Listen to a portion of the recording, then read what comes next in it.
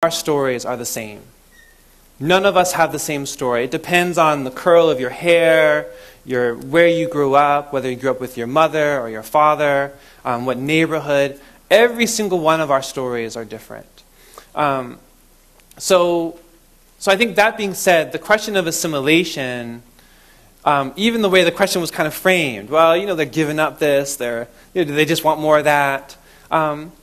I think we always have to make room for the possibility that those are things that the people are just living into. At the same time, I guess the question is, how do we create spaces where those choices aren't so natural? How do we create a people? How do we become a people where assimilation perhaps opens up possibilities for everyone? It doesn't necessarily foreclose something. And what I mean by this is that the sad fact is that discipleship always requires death. Always. Something has to die. But the analogy I like to use and think about is if you are this wonderful painting, we'll say we put on glass. When you come to Jesus, he smashes you up. But then he doesn't scrape off the paint and then make a new painting. What does he do? But he picks up those pieces, those fragments, and puts them back together again. So what we do is we have all of those particular aspects of ourselves, and we give them up, and then we have to receive them in a new way and become new kinds of people. Now, the allure of assimilation is that we have to die. There's still death in assimilation, right? But we are given a pattern to live into. That we are told to be a certain kind of thing. And so this is, in a sense, a kind of evangelistic moment. Because part of what the church can do is declare to all of those people who are wandering out, seeking some sort of promise, that wait a second, there is a space where you can be something different, where you can be surprising. But at the same time, I think I wouldn't want us to cast too much judgment on those people, because what they want to be whole.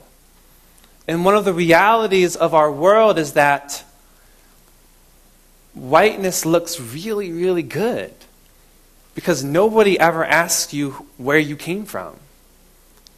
Nobody ever asked you what your mother was, or what language you speak.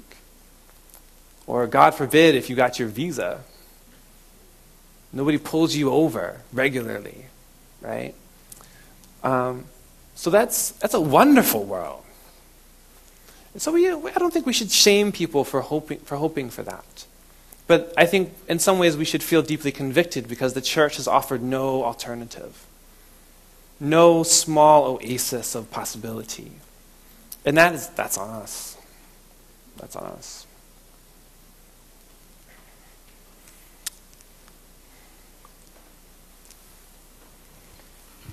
And there's also a hand in the back as well after that. Go ahead, Wendy. Hi, my name is Wendy Dunlap, and I'm new to the Quest community. Hello? Mm-hmm. Oh, there we go. Hi, my name is Wendy Dunlap, and I'm new to the Quest community. And everything that you said, Dr. Bantom, I felt, and I truly believe it. My own personal testimony has been one of trying to reconcile sort of my blackness with Christianity, which is, often held up as a Western white religion. And so, I spent pretty much the majority of my life, 2 decades, a little maybe over 2 decades, studying Africana studies and African history and African spiritual traditions. And yet still, I'm a Christian and I believe in Christ.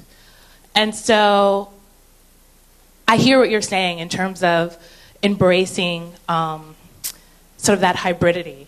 But yet, there's still something, I think, it's a little bit troubling for me in your thesis that I'm hoping that you can maybe talk me through a little bit.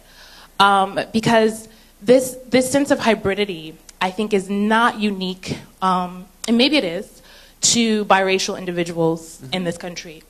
I'm African American. Both of my parents are African American. But I promise you, almost every African American in this country has something else in them. You know, my mother's great-grandmother was a slave. Her daughter, my mother's grandmother, married a man who was French and Native American. But yet I'm an African American. My father has a Scottish ancestor, where the name Dunlap comes from. Most African American Dunlaps come from the same plantation. We're all related. There wasn't a lot of Scottish landowners, slave owners.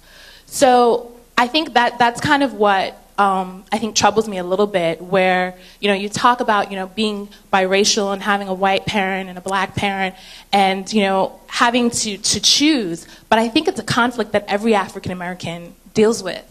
The way we speak, no matter how dark you are, you sound like a white girl. I got that growing up.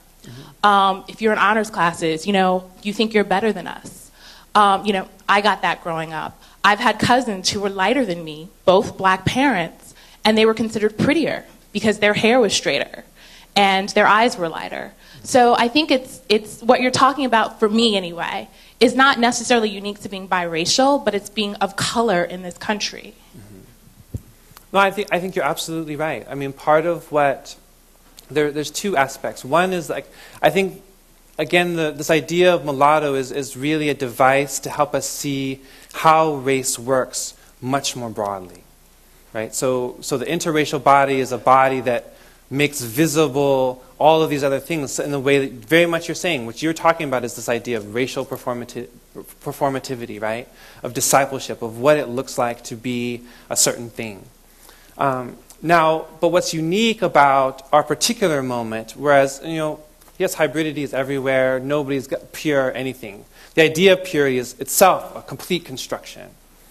And yet, for those slave owners who more often raped their slaves, that was not an equitable situation. The slave owner did not say, "Come on, Susie, you live in the house. You're going to be my wife, and we're going to show everybody in the South what a blessed community we can be."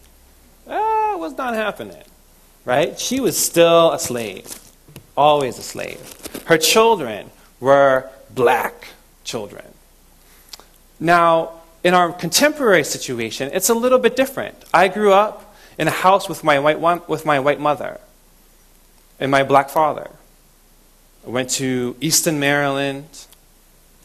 Went to fish fries, had lovely little turkey dinners with my white family who they're white all the way back to the Mayflower,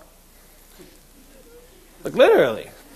And so what this does is it creates, so in my everyday life, it wasn't a matter of simply forms of practices of that I did. Like literally, I saw two people, and the question is, how do they live into one another?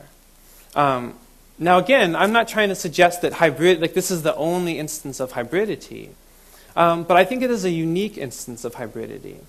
I think it's unique in the sense that what interracial people do is interracial people now, what they really are, they are symbols of people from different races who saw one another as beautiful and got together and decided to build a new life with one another.